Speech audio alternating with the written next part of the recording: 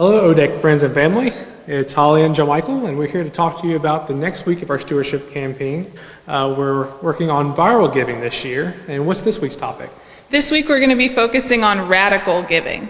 So what does it mean to be radical in your giving to the church?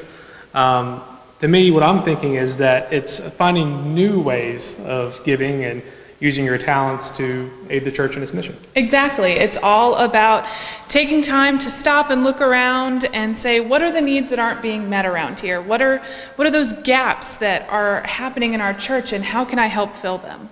So I wouldn't have called us radical, but now you say it that way, we've done some radical things. We helped with Feed My Sheep, which is pretty radical. We started a softball team and a bowling league, which are pretty radical ideas. Exactly. We even then started getting involved with Sunday school, and we created a Sunday school class that didn't exist yet for our post-pilgrimage teens, and then we started giving for the first time, pledging as adults, and then we even started a pottery studio over at All Friends' house. I'd say that's pretty radical. Our friends at home may be wondering, how could they possibly give radically?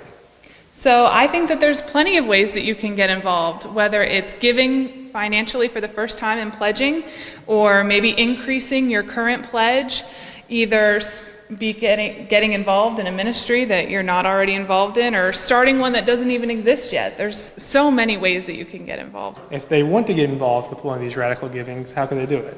I'm thinking that special pledge card that they're going to get this year? Exactly. That time and talent pledge card is going to be key to be getting more involved this year. So by being able to identify which ministries you want to get involved in, as stewardship chair, I'll make sure that all that information gets put in the right place so that we can get you involved. So when you really think about it, Jesus himself was actually considered a radical. He was always going and trying to find new ways to challenge the status quo and to show new ways of giving love that hadn't been done before. When you put it that way, being radical feels more like a calling to be like Christ. So that's the spirit that we hope that you guys will catch this week. Radical giving, as a part of it being viral and spreading through your heart and into the world.